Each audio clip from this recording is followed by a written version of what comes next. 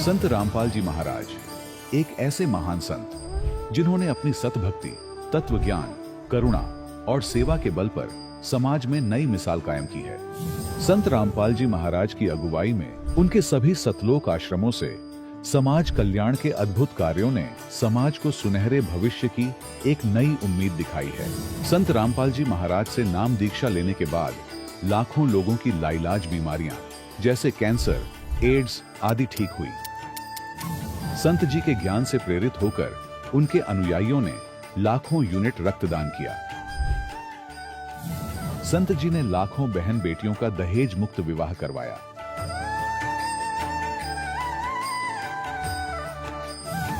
संत जी ने लाखों लोगों का नशा छुड़वाया, करोड़ों उजड़े परिवार बसे।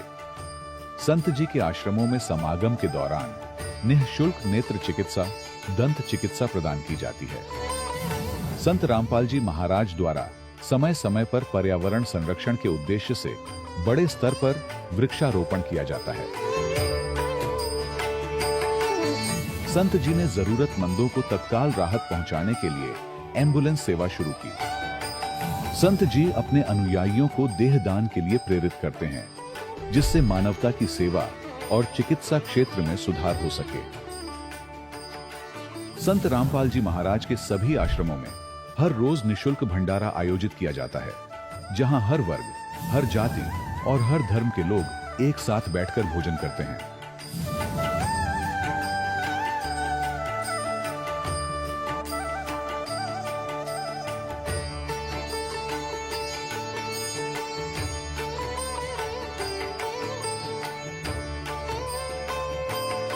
संत रामपाल जी महाराज के आश्रम में हजारों बुजुर्गों को सम्मान और प्यार के साथ जीवन जीने का अवसर मिलता है। उनके खाने, रहने और स्वास्थ्य की पूरी जिम्मेदारी संत रामपाल जी महाराज उठाते हैं। अनाथ बच्चों के लिए संत रामपाल जी महाराज के सभी आश्रम किसी वरदान से कम नहीं। यहाँ उन्हें शिक्षा, संस्कार और भविष्य के लिए बेहतर अवसर प्रदान किए जाते हैं।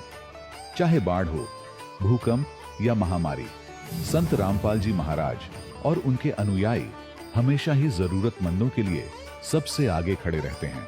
कोविड महामारी के दौरान संत रामपाल जी महाराज के आश्रमों से करोड़ों लोगों के लिए भोजन, दवाइयां और जीवन रक्षक सामग्रियां उपलब्ध कराई गई। चाहे गरीब की मदद हो या किसी शोषित और पीड़ित वर्ग के हक और सम्मान की लड़ाई, संत रामपाल जी महाराज ने हमेशा ही उनकी दबी आवाज को सरकारों तक पहुंचाया है और उन्हें उचित न्याय दिलवाने में अहम भूमिका अदा की है।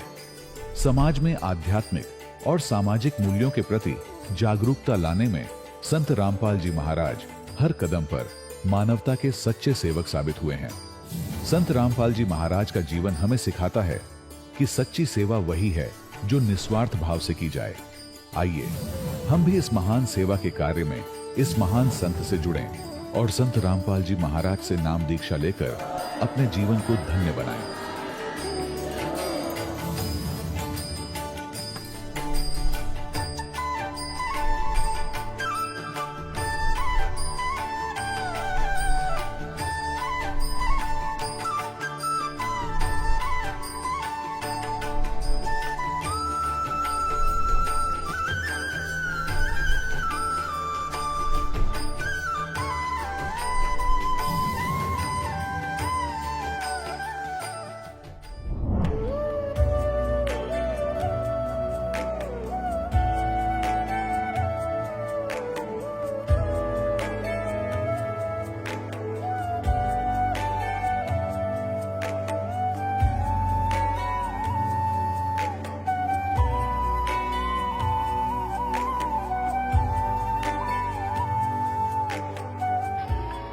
प्रभु राम देव भगवान अल्लाह खुदा ईश आदि नाम एक ही शक्ति के हैं। वो कैसा है, कहां है, कैसे मिलता है, किसने देखा है? ये प्रश्नवाचक चिन्ह पूर्ण रूप से हटाने के लिए अवश्य सुनिए जगत गुरु तत्वदर्शी संत रामपाल जी महाराज के अमृत वचन, सर्व पवित्र धर्मों के पवित्र शास्त्रों के आधार पर। सत साहेब दर्शकों, जब इंसान सच्चे मन से भक्ति करता है और फिर भी उसका जीवन दुखों से भरा रहता है, तो उसके मन में यह सवाल उठना स्वाभाविक है कि क्या मैं जो भक्ति कर रहा हूं वो सही भी है या नहीं। दर्शकों, ऐसी ही कहानी थी जम्मू कश्मीर के रहने वाले गणेश जी की। गणेश जी ने अपने जीवन में लगभग हर भक्ति विधि अपनाई। मंदिरों में जाना, कथा कीर्तन सुनना और हर बड़े पर्व पर व्रत भी रखा, लेकिन फिर भी इन्हें कोई फायदा नहीं हुआ। दर्शकों, जब इतनी भक्ति साधना करने के बावजूद भी गणेश जी को कोई राहत नहीं मिली, तो इन्होंने राधा स्वामी पंथ का सहारा लिया। लेकिन दुर्भाग्यवश 13 साल राधा स्वामी पंथ में बिताने के बाद भी इन्हें कुछ हासिल नहीं हुआ। लेकिन दर्शकों, आज गणेश जी का कहना है कि जब से मैंने संत रामपाल जी महाराज से नाम दीक्षा ली है, तब से मेरा जीवन पूरी तरह से बदल गया है। संत रामपाल जी महाराज द्वारा बताई गई भक्ति साधना को अपनाने से मुझे न केवल शारीरिक सुख बल्कि अनेकों लाभ मिल रहे हैं। दर्शकों, आखिर क्यों गणेश जी व इन्हीं के जैसे लाखों श्रद्धालु अन्य संतों की शरण छोड़कर संत रामपाल जी महाराज की शरण में आ रहे हैं? आखिर इसके पीछे की सच्चाई क्या है? आइए सुनते हैं गणेश जी की कहानी उन्हीं की जुबानी। सर नमस्कार। सस्ता है जी। सर क्या नाम है आपका? सर मेरा नाम गणेश दास है। सर कहाँ से आए हैं आप? सर मैं JNK स्टेट से बिलोंग करता हूँ, डिस्ट्रिक्ट जम्मू, तहसील अखनूर, विलेज सुंगल का रहने वाला हूँ। सर क्या काम करते हैं आप? सर मैं एजुकेशन डिपार्टमेंट में जॉब करता हूँ, टीचर। सर संत रामपाल जी महाराज से नाम दीक्षा लेने से पहले आपने क्या भक्ति साधनाएं की है? सर मैंने बंदी शोर सतगुरु रामपाल जी महाराज जी से नाम लेने से पहले मैं राधा स्वामी पंथ से जुड़ा हुआ था। वहाँ पे मैंने 13 साल भक्ति की और बड़ी दृढ़ता के साथ भक्ति की। वो बोलते हैं कि 2.5 घंटे सुबह भजन करना है और 2.5 घंटे शाम को। मैं 8-8, 9-9 घंटे मेडिटेशन करता था और मैं अपना शरीर भी छोड़ देता था। जो कहते हैं कि प्रकाश दिखता है दुनिया में, सब कुछ सुना मैंने। तो जैसे भक्ति करते करते मैंने 13 साल भक्ति की, मैंने जैसे आपको बताया। तो एक दिन ऐसे ही परमात्मा की खोज कुछ और थी, क्योंकि मैं सच्चाई की सर्च में था बचपन से ही। मैंने कोई ऐसे नशे पते शुरू से नहीं किए, परमात्मा की तलाश में था। तो मेडिटेशन करता था, यही परमात्मा से शरीर भी छोड़ देता था भक्ति में अपना। ऐसे भक्ति करते करते परमात्मा का चमत्कार हुआ। मेरे चाचा जी का लड़का हिसार में जॉब करता है, आर्मड में। वो कोई धार्मिक पुस्तक नहीं पढ़ता है। जो छुट्टी घर आ रहा था, वो ट्रेन में कोई उसको भक्त मिला, उसने उसको पुस्तक दी, धरती पर अवतार। उसमें पैम्पलेट भी पड़े हुए थे। वो खुद तो पढ़ता नहीं था, उसको पता था कि मेरा जो चाचा जी का लड़का है वो घर में धार्मिक पुस्तकें पढ़ता है, मैं उसके लिए ले जाऊंगा। लेकिन मैंने वो मंगवाई नहीं थी। वो घर पहुंचा तो आते ही उसने मुझे वो पुस्तक दे दी, धरती पर अवतार। तो भक्त जी मैंने वो पुस्तक पढ़ी तो मैं बहुत आश्चर्यजनक रह गया कि ऐसा ज्ञान जो छुपा हुआ था, कैसी परमात्मा की कृपा हुई जो मेरे को ये पुस्तक मिली। उसमें मैंने सृष्टि रचना पढ़ी और उसमें और भी बाकी पंथों का ज्ञान था, राधा स्वामी का भी था।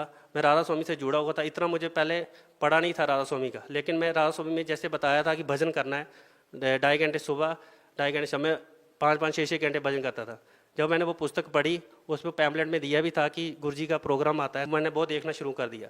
तो मेरे मन में आया कि मैंने गुरु अभी ये बदल देना है। ये भी मेरे को कोई पूरा जो गुरु जी बताते हैं वो शास्त्र के अकॉर्डिंग बताते हैं, चारों वेद, गीता, पुराण, बाइबल, गुरु ग्रंथ साहिब। लेकिन हमारे घर वाले सभी ने राधा स्वामी का नाम लिया था। घर वाले नहीं मानते, कहते अभी एक गुरु बना लिया तो दूसरा गुरु नहीं बनाना है। तो भगत जी घर वाले तो कहते नहीं बनाना है। तो परमात्मा की ऐसे ही लीला हुई, चलता रहा सत्संग। मैंने बंद भी कर दिया भगत जी सुनना। घर वाले कहते थे कि वह राधा स्वामी की निंदा करते हैं, ये सत्संग नहीं सुनना घर में मेरा। लेकिन परमात्मा की कृपा रही मेरे, मैं 1-2 महीने के बाद दोबारा टीवी लगाया और दोबारा सत्संग शुरू कर दिया मैंने। तो भगत जी ऐसे देखो, परमात्मा ने मुझे एक दिन ऐसे ही, मैं जो राधा स्वामी का जाप करता था, तो रात को मैं सोया हुआ था तो गुरुजी मेरे पास आ गए। मैंने वो आश्रम देखा ही नहीं था। तो गुरुजी मेरे पास आए, मैं ऐसे सोया हुआ था तो मुझे ऐसे लगा कि मैं जागृत अवस्था में हूँ। गुरुजी आए और मेरे सिर पर हाथ रखा और मेरे पूरे शरीर में पावर दी, शक्ति दी, और मेरा शरीर ऐसे ट्रिम्बल हो गया, मैं जगदम बैठ गया। तो गुरुजी ने मेरे को यही बताया, कहता बेटे तेरे को इधर कुछ नहीं मिलेगा राधा स्वामी में, आप इधर आ जाओ, बरवाला सतलु आश्रम हिसार में आ जाओ। तो भगत जी मेरे को इतनी पावर मिली, मैं 8-8 घंटे मेडिटेशन करता था, शरीर भी छोड़ देता था। लेकिन उस दिन परमात्मा ने मुझे इतनी ऐसी अलाइव पावर बख्शी, मेरा पूरा शरीर वाइब्रेट हो गया। अभी मैं सर जी आपसे बात करूं, इस टाइम भी गुरुजी की पावर पूरी आ रही है मेरे अंदर। लगता है कि गुरुजी मेरे साथ साथ चल रहे हैं, इतनी पावर मिल रही है। वो आप इस चीज़ का विश्वास नहीं करोगे सर जी। बंदी शोर सतगुरु रामपाल जी एक पूर्ण सृष्टि पर एक अवतार आए हुए हैं जो सृष्टि का परिवर्तन करेंगे और विश्व परिवर्तन होगा। सर आप इतना दूर संत रामपाल जी महाराज से नाम दीक्षा लेने के लिए कैसे पहुंचे? सर जी ये ऐसे हुआ कि घर वाले तो मानते नहीं थे कि राधा स्वामी का नाम लिया है, नहीं जाना उधर। ऐसे ही मैं उधर गया था, पंजाब में डेरा है राधा स्वामी बालों सैदपुर में, घर से वहीं गया था, 5 दिन सेवा की। तो मैं जब वापस आ रहा था तो मैं अमृतसर रुका, तो मैंने सोचा मैं घर चला गया तो घर वालों ने मुझे जाने नहीं देना उधर। मैंने उधर से ही ट्रेन पकड़ी, कोई 5:30 बजे ट्रेन जाती है अमृतसर से, तो मैं उधर 5:30 बजे पहुंचा था सर जी। तो लेकिन वो जब मैंने टिकट कटवाई तो वो आधा किलोमीटर ट्रेन आगे निकल चुकी थी। सर जी आप इसका विश्वास नहीं करो, आधा किलोमीटर निकल चुकी थी। मैंने दिल से यही प्रार्थना की, मैं दौड़ता हुआ गया, वो आधा किलोमीटर ट्रेन निकल गई, लेकिन मैंने दौड़ते दौड़ते वो ट्रेन पकड़ ली। लगा कि ट्रेन रुक गई है, आगे जाके आधा किलोमीटर चली गई थी वो। फिर जब मैं चला गया, ट्रेन मिल गई मुझे, तो मैंने वहाँ पे पहुँचा, 2 बजे पहुँचा रात को हिसार को। तो वहाँ पे हमने फ़ोन किया आश्रम में, हम 1-2 भक्त थे जम्मू के ही थे, तो उसी टाइम गाड़ी आई तो हम आश्रम पहुँच गए 2:30 बजे। सर जैसा कि आपने बताया कि पहले आपने राधा स्वामी पंथ से नाम दीक्षा ले रखी थी, उसके बाद आप सतलोक आश्रम में पहुंचे तो आपको क्या भिन्नता लगी सतलोक आश्रम की व्यवस्था के बारे में, और जब आप राधा स्वामी पंथ में जाते थे वहाँ की व्यवस्था में आपको क्या फ़र्क लगा? सर जी मैंने ऐसी जगह कहीं नहीं देखी थी पहले। पहले मैं ब्यास में भी गया हूँ, बहुत सारी जगह देखी है मैंने, सतलोक आश्रम जैसी जगह मैंने कहीं नहीं देखी। वहाँ पे 24 घंटे भंडारा चलता है परमात्मा का, निःशुल्क भंडारा चलता है, हर चीज़ तरह की सुविधा मिलती है वहाँ पर, वक्तों को रहने के लिए, सोने के लिए, नहाने के लिए, हर तरह की चीज़ जो है निःशुल्क है। और ऐसी व्यवस्था मैंने कहीं पे नहीं देखी वगैरह जी आज तक। वहाँ पे इक्वालिटी है, समानता है। मैंने राधा स्वामी में जाता थे तो वहाँ पे समानता नहीं थी, जो वीआईपी लोग थे उनको अलग बिठाते थे, जो गरीब लोग थे उनको अलग बिठाते थे। वहाँ पे अमीरी गरीबी को एक जगह बैठते हैं, एक पंक्ति में सब बैठकर खाना खाते हैं। ये चीज़ मुझे वो वहाँ पे बहुत अच्छी लगी, क्योंकि परमात्मा के हम सभी बच्चे हैं, परमात्मा की नज़र में बराबर हैं सभी, तो बाकी वाले पंथों में ऐसा नहीं है। सर बहुत सारे श्रद्धालुओं का कहना है कि जब वो संत रामपाल जी महाराज से नाम दीक्षा लेने के लिए गए तो उनको बहुत लाभ हुआ। तो सर संत रामपाल जी महाराज से जब आपने नाम लिया तो आपको क्या लाभ मिले?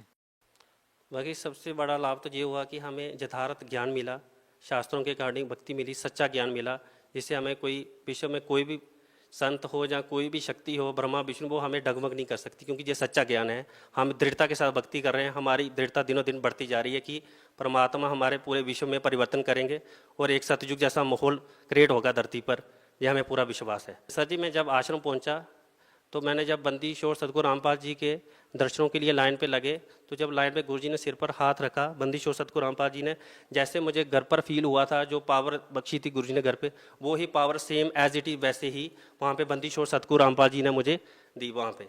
और ऐसी पावर मैंने उधर राधा स्वामी में 8-8 घंटे मेडिटेशन करता, वो ऐसी पावर कहीं उधर नहीं मिली थी मुझे। सर संत रामपाल जी महाराज से लोग नाम दीक्षा क्यों ले? विश्व में बहुत सारे धर्मगुरु हैं, उनके लाखों फॉलोअर्स भी हैं, संत रामपाल जी महाराज से ही नाम दीक्षा क्यों ले? सर जी क्योंकि बंदी शोर सतगुरु रामपाल जी महाराज जो ज्ञान देते हैं वो शास्त्र के अकॉर्डिंग ज्ञान देते हैं। चारों वेद, भगवत गीता, कुरान, बाइबल, गुरु ग्रंथ साहिब, बाकी वाले जितने भी वो धर्म गुरु हैं वो शास्त्र के अकॉर्डिंग भक्ति नहीं देते हैं, उनका मनवन आचरण, उनसे कोई लाभ नहीं होगा भगत जी। सर बहुत सारे लोगों का संत रामपाल जी महाराज से नाम दीक्षा लेने के बाद नशा छूट गया, क्या आप भी नशा करते थे? सर जी मैंने बचपन से कोई नशा नहीं किया, परमात्मा की कृपा रही है मेरे पे। बस यही जो मैंने आदत बताई कि फिल्में देखता था, क्रिकेट मैच देखता था, ये भी छूट गया गुरु जी का नाम लेने से। सर जी अभी मेरी ज़िंदगी बहुत सुखमय से गुजर रही है, हमें पूरा संतुष्टि हो गई है, परमात्मा का ज्ञान मिल गया है और बहुत अच्छा लग रहा है, परमात्मा की भक्ति में बहुत ही अच्छा लग रहा है। सर कुछ लोगों का कहना है कि संत रामपाल जी महाराज सभी धर्मगुरुओं के बारे में टीका टिप्पणी करते हैं, उनकी निंदा करते हैं, सर आप क्या कहना चाहेंगे उसके बारे में? सर जी गुरु जी किसी भी संत की निंदा नहीं करते हैं, वो सच्चाई बताते हैं, जो सच्चाई है जो हमारे शास्त्रों में लिखा हुआ है वो गुरु जी जो बताते हैं उन गुरुओं के बारे में उनकी पुस्तकों से ही बताते हैं, अपने से कुछ नहीं बोलते हैं। जो सच्चाई है अपने से कुछ नहीं बोलते हैं, वो उनको गलत लगता है, क्योंकि उनकी सच्चाई झूठ जो है उनका सामने आ रहा है, उनकी पोल खुल रही है, गुरु जी ने उनकी धोती धो दी है। और ज्ञान में तो अभी गुरु जी ने उनको ज्ञान के लिए भी आमंत्रित किया था, तो ज्ञान में भी कोई सामने नहीं आया है। अगर उनके पास सच्चाई होती तो वो सामने आते। सर भगत समाज को क्या संदेश देना चाहेंगे? सर भक्त समाज को यही संदेश भी क्या मैं रिक्वेस्ट करता हूँ, प्रार्थना करता हूँ, मैं उस परमात्मा का दास हूँ, कुत्ता हूँ, क्योंकि आने वाला जो टाइम है, अगर हम बंदीशोर सतरामपाल जी महाराज की शरण में नहीं जाएंगे तो दुनिया में हाहाकार मच जाएगी, क्योंकि ये सच्चे मंत्र हैं, पूरे ब्रह्मांड में सच्चाई जैसा माहौल क्रिएट करेंगे, सृष्टि परिवर्तन होगा और सुख में जीवन व्यतीत होगा सभी लोगों का। जी बहुत बहुत धन्यवाद। सत साहेब। दर्शकों, अभी आपने सुने संत रामपाल जी महाराज से दीक्षा प्राप्त करके सुखी हुए भक्त के अनुभव। अब देखिए जगत गुरु तत्वदर्शी संत रामपाल जी महाराज के मंगल प्रवचन। परमात्मा ने बताया है कि तेरा सुहाग उजड़ेगा या तीसरा मना ले। तब एक दिन मंदोदरी ने भगवान से कहा, गुरुदेव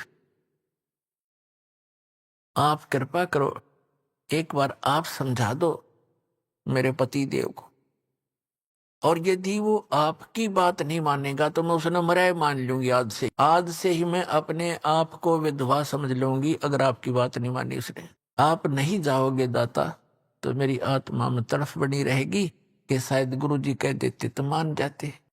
जिस समय ये उसको पता लग गया था रावण को कि सेना बाहर भी इकट्ठी हो रही है और कभी भी आपके साथ घटना घट सकती है, इसलिए वो गुप्त मीटिंग कर रहा था सभी अपने मंत्री महामंत्रियों के साथ, और सभी अपने पुत्र रिश्तेदारों को इकट्ठा कर रखा था।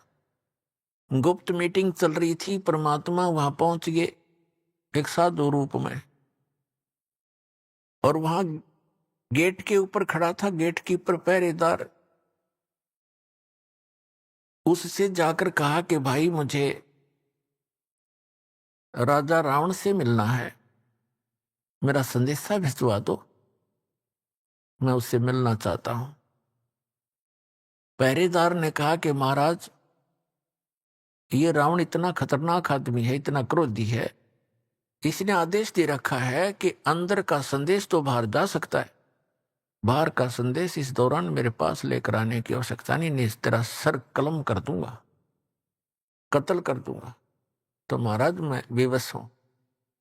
अब उस समय संतों से भी डर लगता था, क्योंकि वो कोई वचन कुवचन बोल देते थे जो हानि कर देता था। तो परमात्मा समझ गए कि इसके बस की बात नहीं, अपनी व्यवस्था ये सही जाहिर कर रहा है। तो परमात्मा वहां अंतर ध्यान हुए और रावण के दरबार के अंदर प्रकट हो गए, जहां पर लाखों आदमी बैठे हों। तो वो कितना बड़ा महल होगा, इतना लंबा, बीच में गेट, ऊपर ऊंची स्टेज के ऊपर बीच में गैलरी, स्टेज पर बैठा रावण। जो ही उसने देखा कि महात्मा अंदर किसने आने दिया, रावण ने आदेश दिया गरज के पहरेदार को बुलाओ। उसने कैसे इसको अंदर आने दिया, आज हम गुप्त मीटिंग कर रहे हैं। तब तक परमात्मा निकट आ गए और कहा, जी आपके पहरेदार का दोष नहीं, आपके गेट कीपर ने कति मना कर दिया था, और यहां तक कहा था कि अंदर का संदेश बाहर आ सकता है, बाहर का संदेश मैं अंदर नहीं जाने दूंगा, और आपको तो जाने ही नहीं दूंगा। तो रावण ने पूछा कि तू आया कैसे, फिर जबरदस्ती आया कि नहीं, उसको पता ही नहीं मैं कैसे आया। तो परमात्मा एकदम अदृश्य हो गए, अंतर ध्यान हो गए, और फिर तुरंत वहीं प्रकट हो गए। तब कहा कि मैं ऐसे आया, उसको नहीं पता, वहां तो मैं अदृश्य हो गया और आपके राज दरबार में मैं प्रकट हो गया, ऐसे आया।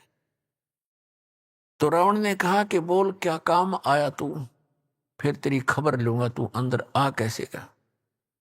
परमात्मा ने कहा कि रावण, जिस देवी को तू उठाकर लाया है उसको वापस लौटा दे, तेरी इसी में खैर है, और अपनी अक्षमा याचना कर ले, तेरा कुल बच जाएगा, तेरी जान बच जाएगी। वो भगवान विष्णु के अवतार हैं और ये लक्ष्मी अवतार सीता है। रावण कहता है कि अपनी जुबान बंद कर ले और तू वापस चला जा। परमात्मा ने कहा कि तेरी विनाश काले विपरीता बुद्धि होगी है रावण, तेरा सर्वनाश निकट है, तो दुनिया के अंदर एक नंबर का दुष्ट प्रसिद्ध होगा, तो ऐसे कर्म मत कर एक सूरवीर होकर अबला को हर लाया, तो जैसे धिक्कार है तेरे जैसे राजा को। परमात्मा तो परमात्मा थे, निडर थे, उसने 36 सुना दी उसके हित में। रावण को इतना क्रोध आया कि 2 कौड़ी का एक संत और लंका के राजा के इंसल्ट कर दी, निकाल के तलवार और वहीं से जंप लगाया, नीचे आया, स्टेज से कूद गया और गुस्से में तलवार निकाल के परमात्मा को कत्ल करना चाहा। परमेश्वर के पास एक झाड़ू की सींग थी। आपको देखी होगी झाड़ू की सींग कितनी पतली होती है। एक सींग, वो तिल्ली सींग लंबी सी, और उसको ऐसे कर दिया, हाथ में ले रखा था, ऐसे कर दिया। रावण ने गुस्से में उसके ऊपर ऐसे 70 नु कट्टा कट, जैसे लोहे के पिलर का लगता हो उसकी तलवार, 70 बार वार किया और सींग को निशान भी नहीं हुआ।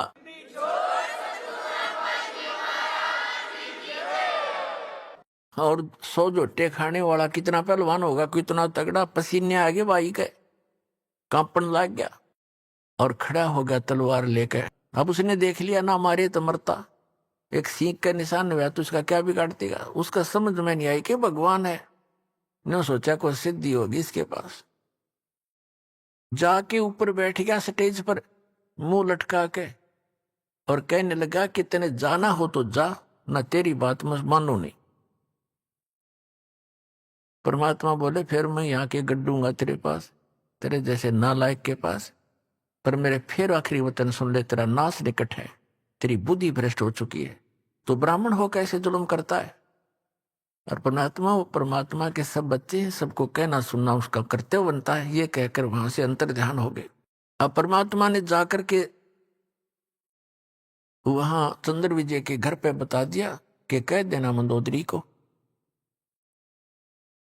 कि मैंने उससे कहा था, लेकिन वो बिल्कुल नहीं माना।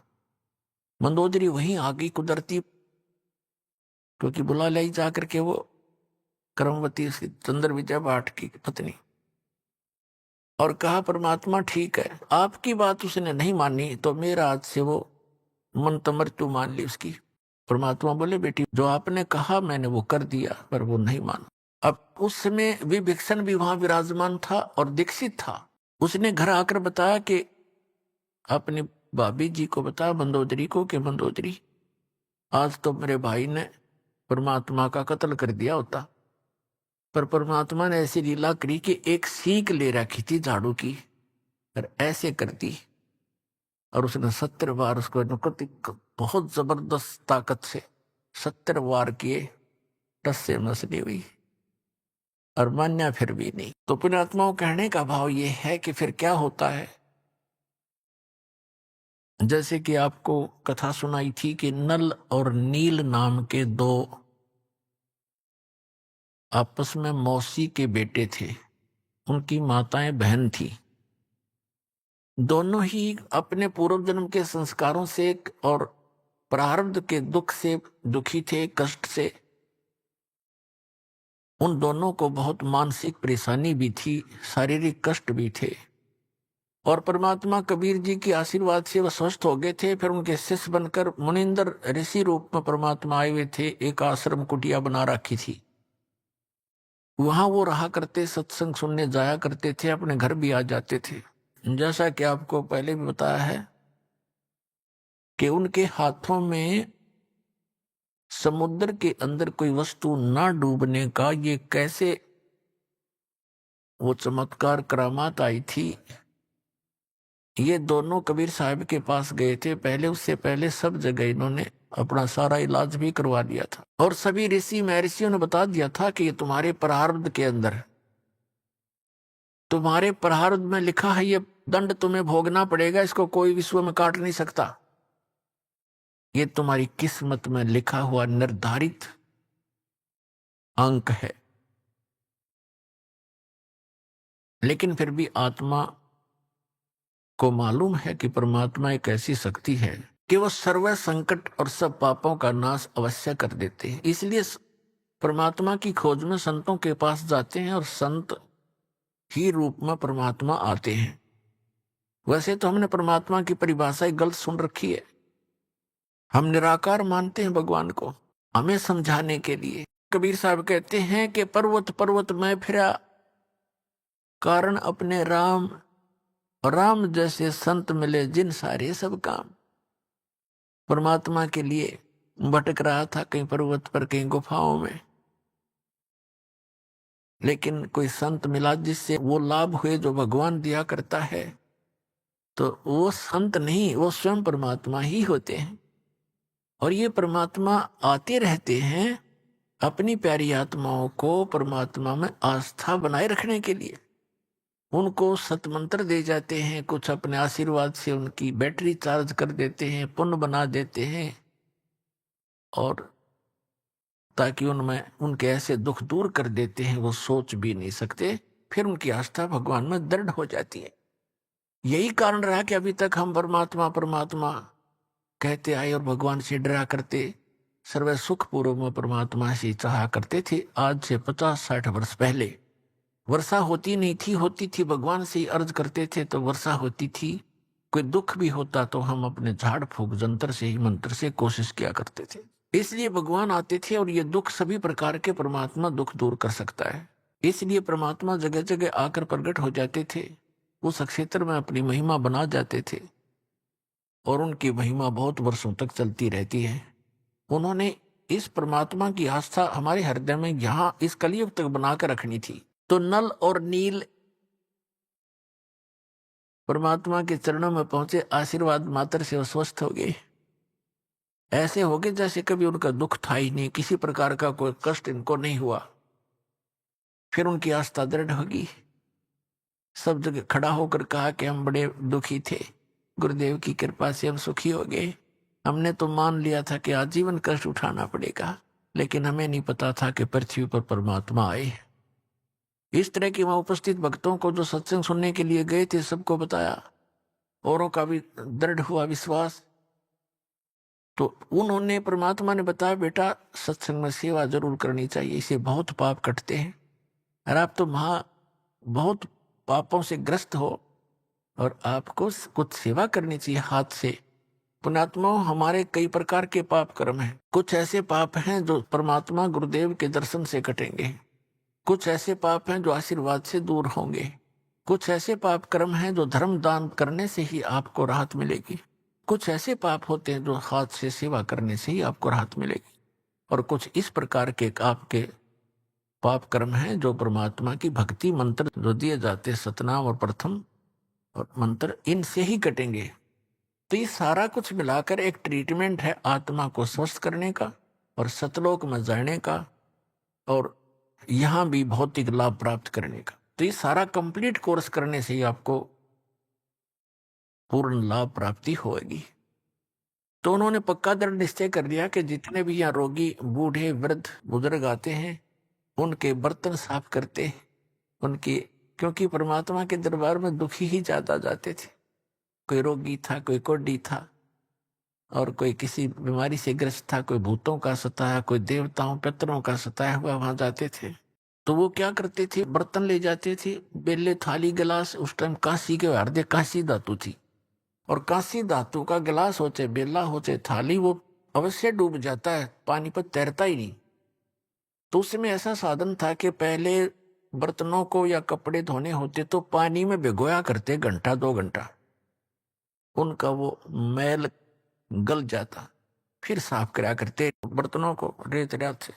तो वो क्या करते थे, गंगा यानी दरिया के किनारे बैठ जाते थे, बर्तनों को भिगो के, कपड़े होते कपड़ों को, और 1 घंटा आध घंटा एक वृक्ष के नीचे बैठ के भगवान की चर्चा करते थे। और भी बैठ जाते भक्त और सत्संग में सुने हुए वचनों पर डिस्कशन किया करते थे कि हमारे साथ ऐसा दुख था, परमात्मा ने आशीर्वाद दिया, हम स्वस्थ हो गए। और भी आपस में चर्चा करते थे, हमें भी ऐसे कष्ट था, यहाँ आते हमें ये राहत मिली, ऐसा ऐसा सुख हुआ, परमात्मा आए हुए हैं, भगवान, ये तो मुनिंदर नहीं भगवान समझो। इस तरह चर्चा करते करते वो मस्त हो जाते। उधर से कोई उनका किसी का गिलास, किसी का लोटा, किसी की थाली, किसी का बेला बह जाता। उनको ध्यान नहीं रहता, किसी के कपड़ा, किसी का तौलिया, किसी की धोती वो बह जाती, और वो बेचारे मांझ मूंझ का जो इकट्ठे करके लिया कर रख देते, उठा लो अपने अपने। अब किसी की थाली नहीं, किसी का बेला नहीं, किसी का गिलास नहीं, तो कहते भी हमारा ये नहीं मिला, हमारा ये नहीं मिला।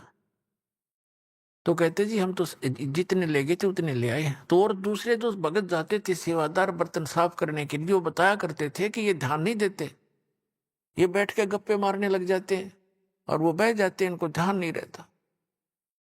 तो उन्होंने आखिर में ये शिकायत परमात्मा तक पहुंचा दी कि जी आपने जो दो भक्त हैं, ये इनको हमने मना भी कर लिया कि आप सेवा रहने दो, कि सेवा ना करो। हमारे तो गिलास कहाँ से लाए इतनी दूर जंगल से गांव में जा करके, हम तो दुखी हो जाते हैं, हमने यहाँ 2-4 दिन रुकना है, सत्संग है। और ये मानते नहीं, रोने लग जाते हैं, कहते हैं आगे ठीक रखेंगे, ध्यान रखेंगे, और परमात्मा जी फिर भी ऐसे ही करते हैं। आप इनसे कहो कि ये हमारी सेवा ना करें, कोई और कर लेगा। उनको ये चिंता होगी कि गुरुजी के पास मेरी कंप्लेंट चलेगी हमारी, और कहीं हमें फिर वो आपत्ति ना आ जाए, गुरुजी रुष्ट हो जाए। चरणों में पड़ गए, बुरी तरह रोने लग गए। कहा भगवान हमारी सेवा ना छीनना, हमारी सेवा ना छीनना दाता, हम बिल्कुल आगे से बिल्कुल ठीक करेंगे, वे बहुत ध्यान रखेंगे। तो वो भगत कहने लगे जी ये ऐसे ही कहते हैं, कई बार कह लिया ऐसे ही, अब जाते फिर वैसे ही फिर कर देते हैं।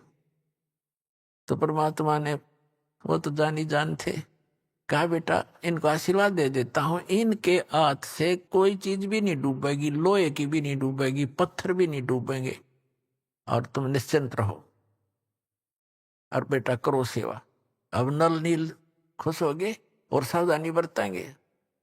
अब उनने पानी का बेला भर के थाली और वो रख दिया दरिया पे। वो न्यू का नो बेला भरा हुआ पानी का जल के ऊपर रखा है, वो हाथ ला दे नीचे जाओ ना तो नहीं जाओ। और दूसरे भगत देखने लगे, रे सचमुच ये तो गुरु जी का आशीर्वाद से इसके ये डूबता ही नहीं।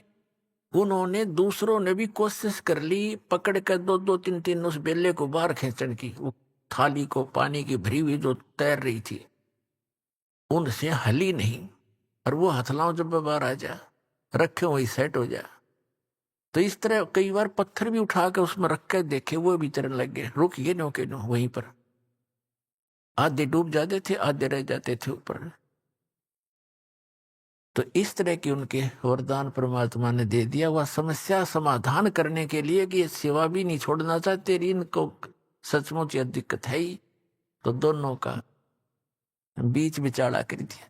और ये फिर कहाँ जाकर बात बनी, अब उधर से समुद्र के ऊपर पुल बनाने की आवश्यकता पड़ी श्री रामचंद्र जी ने।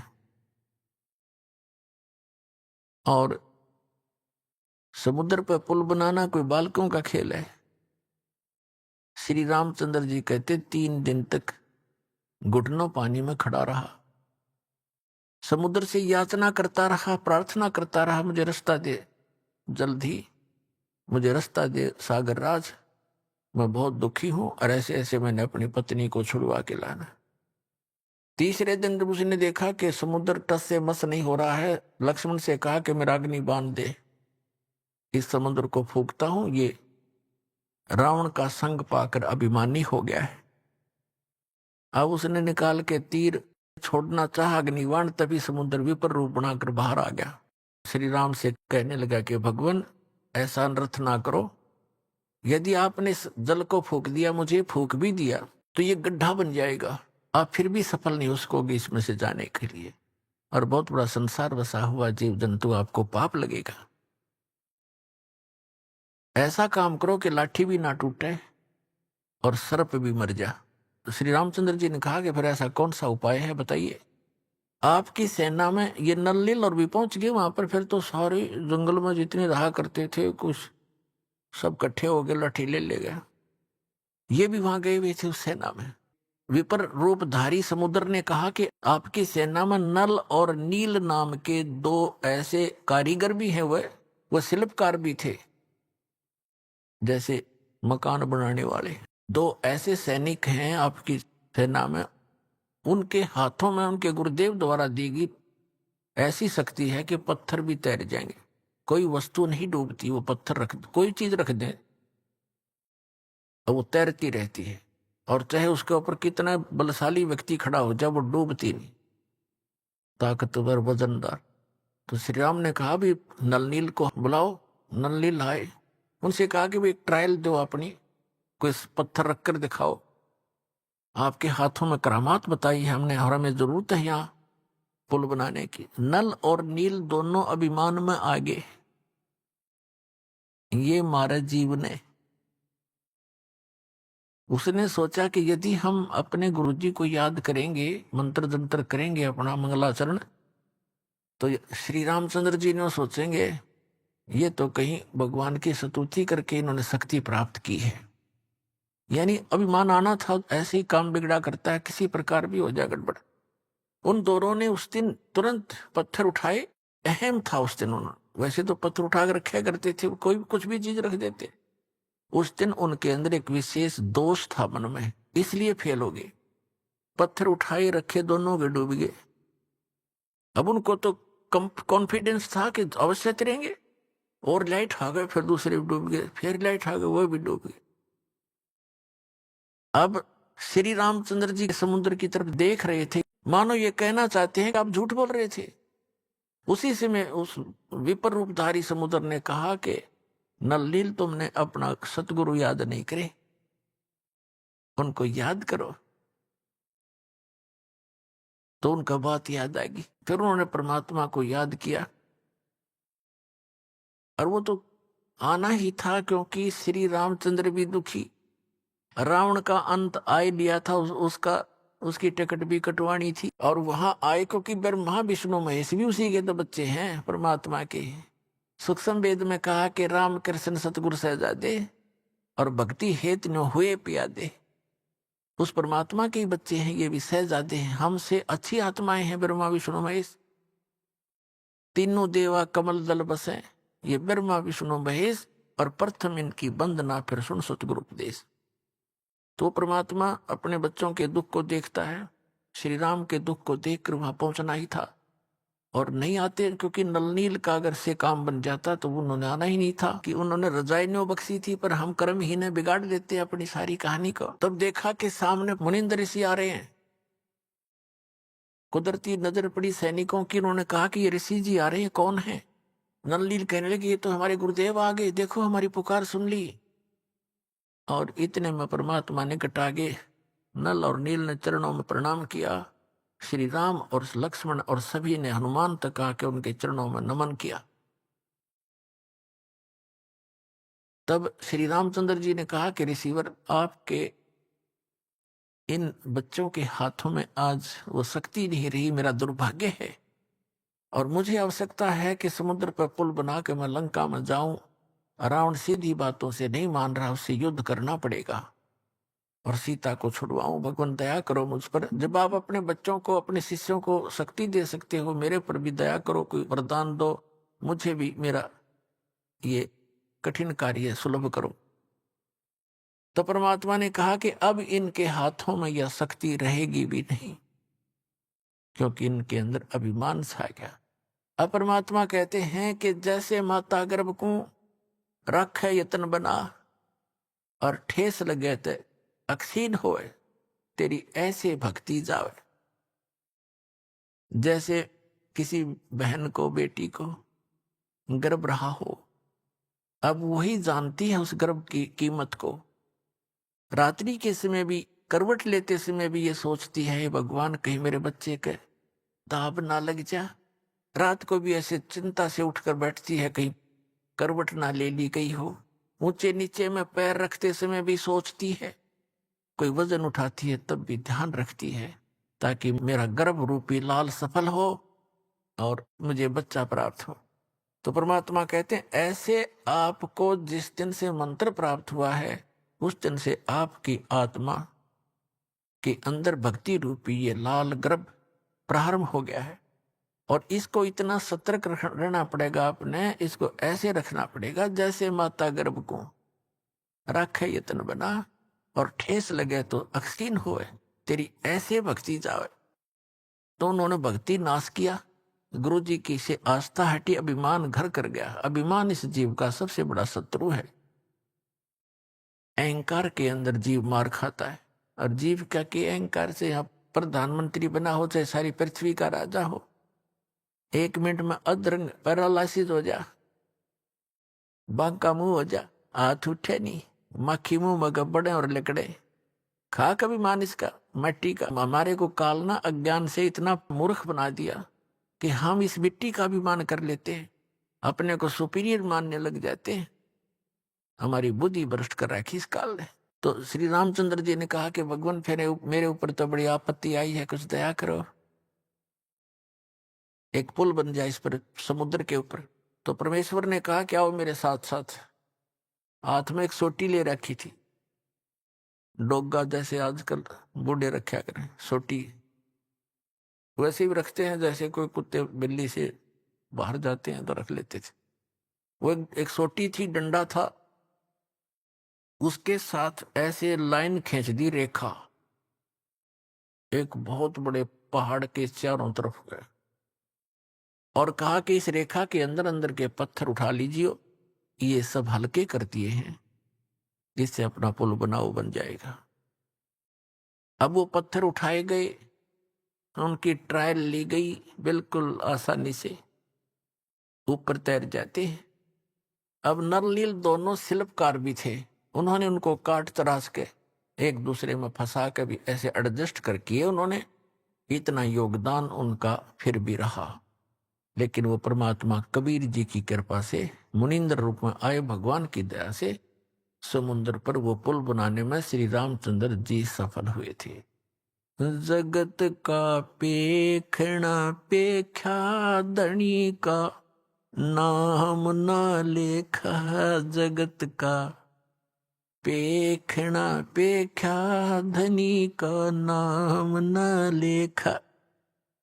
उसने ऐसे कर दिया, उसने ऐसे कर दिया, जो करने वाला उसका कहते जिक्र भी नहीं हम करते। तो पुण्यात्माओं, इस प्रश्नों के उत्तर सुनकर वो भक्त इतना प्रभावित हुआ जी, बात तो आपकी सारी नई नई लगे हैं, पर हृदय में जगह बनावे, और कुछ कुछ मुझे आपकी बात में दम लगा। अब पुण्यात्माओं, प्रथम बार ये पुराना पेंट इतना जबरदस्त हो रहा है आपके हृदय में, पुराना ज्ञान अज्ञान। अब पुराना पेंट कहीं हो रहा और नए पेंट ने के जल्दी सी टकने दे, लेकिन दास के पास वो रेगमार है, कति खुर्च दूंगा और ऐसा कर दूंगा कदे भी ना उतर आजीवन। परमात्मा कहते 9 मन सूत उलझिया, ऋषि रहे झकमार, और सतगुरु ऐसा सुलझा दे उलझन दूजी बार। इस अध्यात्म मार्ग को परमात्मा कबीर जी की दया से, गुरुदेव जी की रजा से ऐसा सुलझा दिया है, इस कलयुग में नहीं उलझ सकता। को उलझाना चाहोगा तो भी नहीं उलझेगा, ऐसा मक्खन बना के दर दिया, ताक एक मक्खन बना दिया।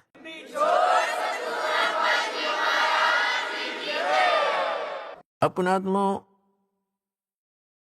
ये त्रेता युग में परमात्मा की कथा आपको सुनाई, द्वापर युग में परमेश्वर आए और करुणा में नाम से प्रसिद्ध हुए।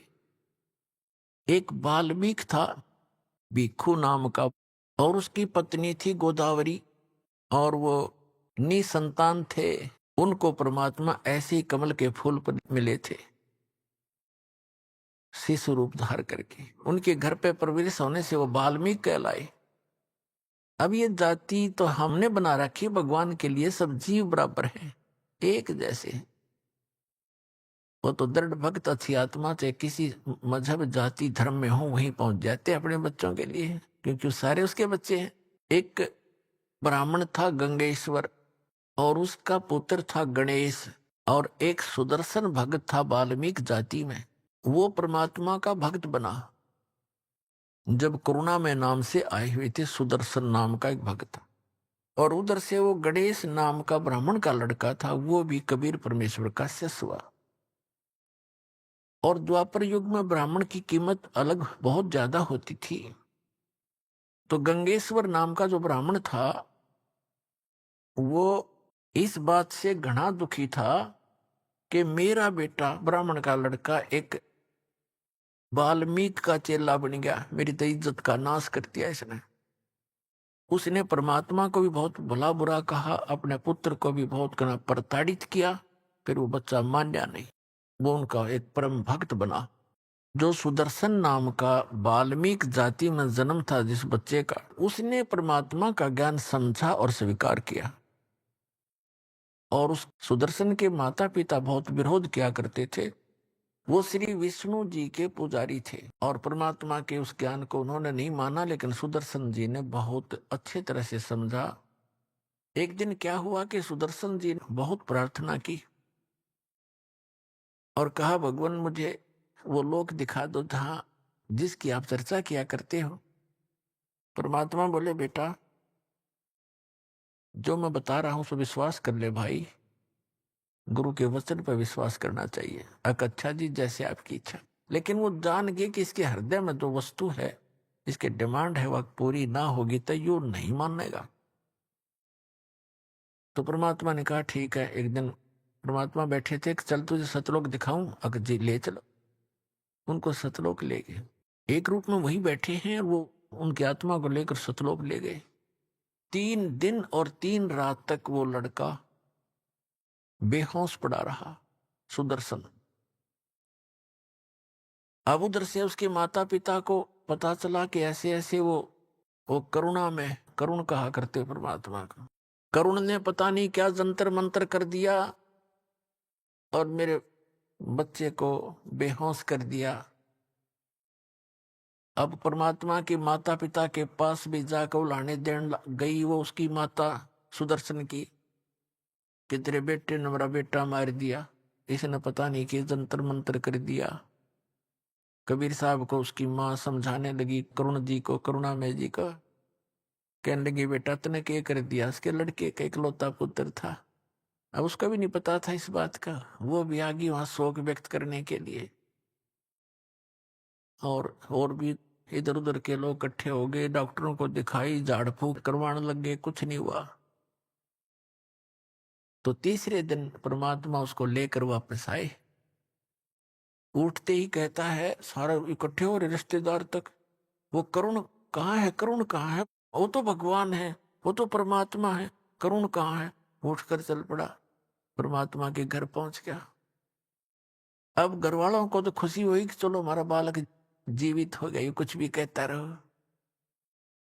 उस दिन के बाद उस सुदर्शन जी का ऐसा दृढ़ विश्वास हो गया कि ये भगवान उतरे हैं, ये एक आम वाल्मीकि नहीं है, व्यक्ति नहीं है। तो कहने का तात्पर्य दास का है कि पुण्यात्माओं, जैसे महाभारत के युद्ध के समय श्री कृष्ण जी में प्रवेश करके काल ने गीता का ज्ञान दिया, और श्रीमद् भगवत गीता के अंदर आपने बहुत पढ़ा हुआ है, श्री यानी काल भगवान ने कहा कि अर्जुन तू युद्ध कर ले, तुझे पाप नहीं लगेंगे, तू तो निमित्त निमित्त मात्र है, ये सब मैंने मार रखे। और फिर ये भी कहा कि यदि तू युद्ध में मारा गया तो स्वर्ग प्राप्ति होगी, और यदि युद्ध में जीत गया तेरे पृथ्वी का राज भोगेगा, तेरे दोनों हाथों में लड्डू। महाभारत का युद्ध जैसे तैसे काल ने डरा धमका कर अर्जुन तैयार कर लिया और महाभारत का युद्ध हो गया। उसके बाद युधिष्ठिर जी को, पांडव का जो बड़ा था पांडव, उसको राजगद्दी पर बैठा दिया।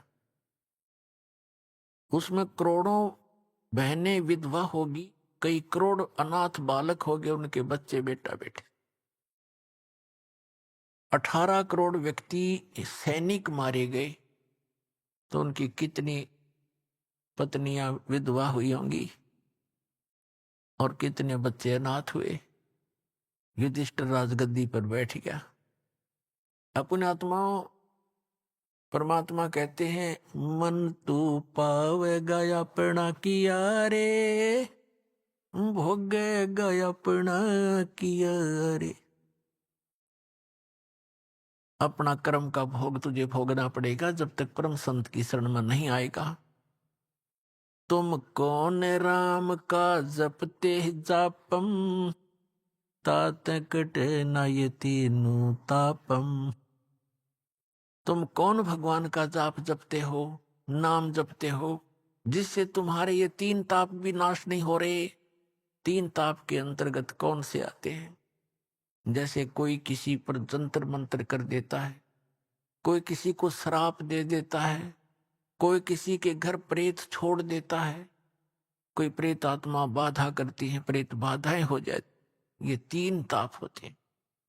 कहते इन 3 तापों को भी तुम्हारे भगवान नाश नहीं कर सकते। अपने आत्मा उदाहरण देते हैं, कुछ ही वर्षों के अंदर अंदर ही युधिष्ठिर जी को बहुत बुरे बुरे सौंपन आने लगे। ऐसा लग रहा जैसे उसके घर में सिर कटे हुए व्यक्ति और धड़ धड़ आ रही है, हाहाकार मची हुई है, बहनें चूड़ियां फोड़ रही हैं, विधवा हो गई है, अनाथ बच्चे अपनी माताओं के लिपट कर रो रहे हैं, हमारा पिता कहाँ है, हमारा पिता कहाँ। वो कुछ जवाब नहीं दे पा रही, एकदम भयभीत होकर घबरा कर बैठ जाता है। द्रौपदी ने 1 दिन देखा, 2 दिन देखा, 4 दिन देखा, उनसे प्रार्थना की आप सो जाओ। वो एक बार लेट जाते, तुरंत फिर बैठ जाता, आंखें फटी फटी रहती, राजकाज में कोई रुचि रही नहीं।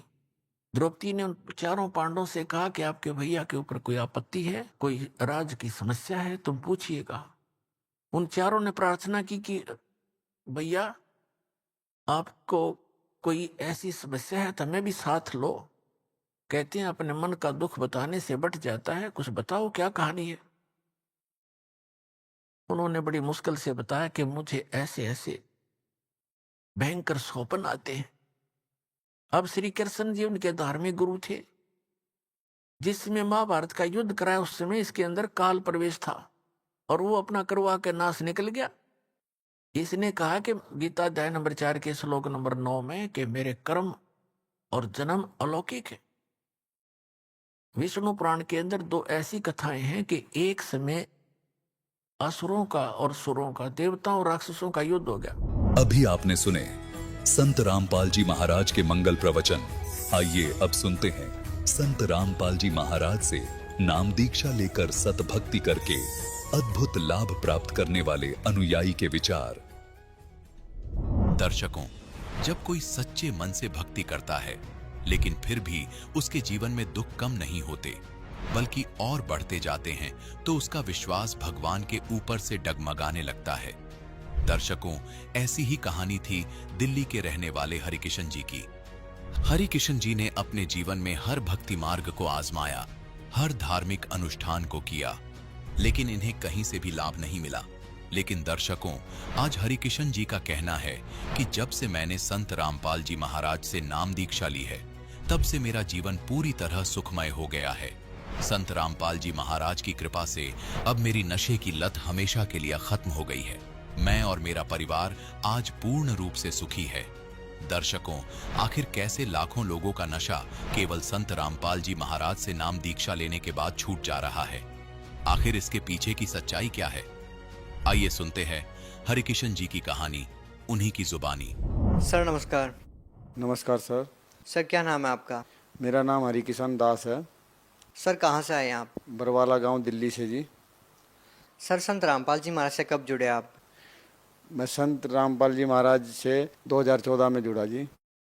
संत रामपाल जी महाराज से नाम दीक्षा लेने से पहले आप क्या भक्ति साधना करते थे? मैं माता शेरावाली करता था और गुड़गांव वाली देवी की, शिव जी की, श्री राम जी की अन्य भक्ति करता था और पीरों की मंडियों पे जाता था। पीर पैगंबर को बहुत मानता था बचपन से ही। सर संत रामपाल जी महाराज से नाम दीक्षा लेने के बाद आपको क्या लाभ मिले? मुझे लाभ तो बहुत मिले। एक बार मैं ट्रॉली में जा रहा था तो मेरी अंगुली कट गई थी, पलट गई थी ट्रॉली। तो डॉक्टर ने जवाब दे दिया कि भाई ये अंगुली नहीं जुड़ेंगी आपकी, वैसे हम टाके मार देते हैं। मैं जो सुमरन करता रहता था और मेरी अंगुली वापसी परमात्मा ने दोबारा जोड़ दी। एक बार मैं पेड़ से गिर गया था तो मेरे ये उल्टे पैर में 8 जगह से टूट गया था पैर। जब भी प्लास्टर करा था और बाकी चोट बाहर से नहीं आई थी, अंदर से टूटा हुआ था। एक्सरे में लेके नहीं आया, नहीं तो मैं दिखा देता आपको। तो इसमें क्या है कि उन्होंने कहा था कि भाई आपको बेड रेस्ट देना पड़ेगा, पर मैंने प्लास्टर करा के बस सुमरन ही करता रहा। रात दिन मेरे सुमरन चलते रहे और परमात्मा की दया से रामपाल जी गुरु महाराज की दया से मैं आज बिल्कुल स्वस्थ हूँ। कुछ दिनों की बात है कि मेरा शुगर इतना हाई हो गया था, जबकि मैंने कभी किसी को चेक ही नहीं कराया। और शुगर में डॉक्टरों ने बताया कि आपका 592 करीब आपका शुगर है, और आप चल कैसे रहे हो, आपको तो इमरजेंसी में वो हो जाना चाहिए एडमिट। मैं जब भी सुमरन ही करता रहा, मगर भाई चल कैसे रहा हूँ, मैं तो ऐसे चल रहा हूँ भाई, मुझे कोई दिक्कत ही नहीं है। कह रहे नहीं नहीं आप एम्बुलेंस बुला लो और आप जाकर एडमिट हो जाओ। मैंने झूठ बोल के मैं नीचे निकल आया और मैं सीधा अपनी ड्यूटी पे चला गया। मगर ये तो ऐसे ही आडंबर कर रहे हैं। बस फिर मुझे महसूस हुआ कि हाँ ज़्यादा ही तकलीफ़ है। बाकी गुरुजी की कृपा इतनी है कि मैं कोई छुट्टी नहीं की और अपना ड्यूटी कर रहा हूँ। और आज भी मेरे 400 करीब है मेरे शुगर। परमात्मा से अर्जी है और मैं काम कर रहा हूँ, मुझे कोई दिक्कत नहीं है कोई भी। सर जैसा कि ज़्यादातर संत रामपाल जी महाराज के श्रद्धालु बताते हैं कि संत रामपाल जी महाराज से नाम दीक्षा लेने के बाद बहुत से लोगों ने नशा छोड़ दिया। सर आपका क्या अनुभव रहा है संत रामपाल जी महाराज से नाम दीक्षा लेने के बाद? क्या आप पहले किसी प्रकार का कोई नशा करते थे? हाँ जी सर, मैं बहुत ही नीच आत्मा हूँ। मैं तो इतना नशा करता था कि मैं अपने तकिए के नीचे भी दारू रख के सोता था। और मुझे बच्चों की परवाह नहीं थी, बस नशे की थी कि भाई मेरा नशा नहीं टूटना चाहिए, बस किसी भी कीमत में मेरा नशा कम नहीं होना चाहिए। मैं सर्विस डेसू में करता था और 1 नंबर की जगह 2 नंबर का पैसा मैं कमाता था। मुझे यही नहीं पता होता था मैं घर किस टाइम आ रहा हूँ, किस टाइम नहीं जा रहा। बाकी मुझे ये है कि बस एक बार चलाया तो मेरी इतनी बुरी हालत होती थी कि इतनी बुरी हालत, नशे के बिना मैं रह ही नहीं सकता था, बच्चों को छोड़ दिया करता था। और क्या बताऊं कि मैं बच्चों को पीटता था, मारता था, बहुत बुरी हालत करता था, जबकि अच्छी पोस्ट पर, लाइनमैन पोस्ट पर मैं था। बाकी वो नौकरी भी मैंने इस नशे की वजह से मेरी छूट गई। 17 साल मैंने ये नौकरी करी और छोड़ दी नशे के लत से ही। अब मैं गुरु रामपाल जी शरण में हूँ और मुझे उस पल से अब अच्छा लगता है। और मैं आज अपने चरवाह के लिए थोड़ा अपना मेरा जो 10-12 हज़ार मुझे जो मिलता है, मैं उससे उस तनख्वाह से इस तनख्वाह में ज़्यादा खुश हूँ। आपका वो नशा कैसे छूटा? मैंने ज्ञान गंगा पुस्तक मुझे मिली। एक हमारे पास में पड़ोस में गुड्डी भगत जी हैं, उन्होंने मुझे, मेरी मिसेज को, जो हमारे जो भगतमती है, उन्होंने पहले नाम लिया था, तो उन्होंने मुझे ये पुस्तक दी कि आप ये पढ़ के देखो, नहीं हो तो फिर आप अपने उनको कर लेना। तो मैंने वो पुस्तक जब पढ़ी तो मेरे तो रोंग खड़े हो गए, भाई ये तो हमने आज तक पढ़ा ही नहीं, ऐसा कि हम तो इनके पीछे लगे रहे। तो जब मैं पढ़ते पढ़ते ही मेरी दारू तो जब ही छू होगी। फिर मैंने परमात्मा से, रामपाल जी महाराज से ये अर्ज लगाई कि जो मेरी ये बीड़ी भी छूट जाएगी तो मैं आपसे नाम दीक्षा ले लूँगा। तो उससे पहले ही परमात्मा ने मुझे अपने आश्रम जहाँ रहते हैं थे वहाँ बुला लिया। तो मैं वहाँ जाके जब नाम लिया, नाम दीक्षा, तो मेरे एक समय से करंट सा दौड़ गया, क्योंकि मेरे हवा का भी चक्कर था। मैं बालाजी तक भी घूम आया, हर जगह चला आया, मगर वहाँ जाने के बाद जब परमात्मा ने, रामपाल जी महाराज ने मेरे सर पे हाथ रखा तो मेरा एकदम से करंट सा गायब होगा, बिल्कुल ही स्वस्थ हो गया, जैसे कि मैं ठीक हूँ। मैंने कभी, अब मेरे यही नहीं है कि मैं कभी नशे के पास भी था, अब मैं बिल्कुल स्वस्थ हूँ और अच्छा हूँ। सर आप उन लोगों को क्या संदेश देना चाहेंगे जो लोग बहुत ज़्यादा नशा करते हैं और वो किसी भी प्रकार से छोड़ नहीं पा रहे हैं? बहुत सारे पैसे वो नशा मुक्ति केंद्रों में खर्च कर चुके हैं, लेकिन उसके बाद भी उनका नशा नहीं छूट रहा है। आप उन लोगों को क्या संदेश देना चाहेंगे?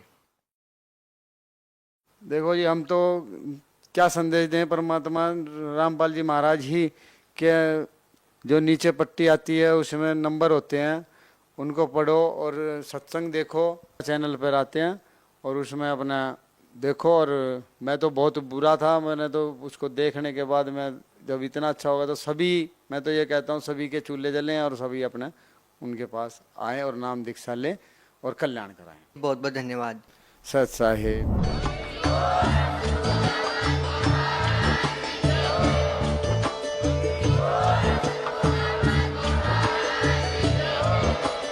आप सुन रहे थे जगत गुरु तत्वदर्शी संत रामपाल जी महाराज जी के मंगल प्रवचन। अधिक जानकारी के लिए विजिट कीजिए हमारी वेबसाइट www.jagatgururampalji.org।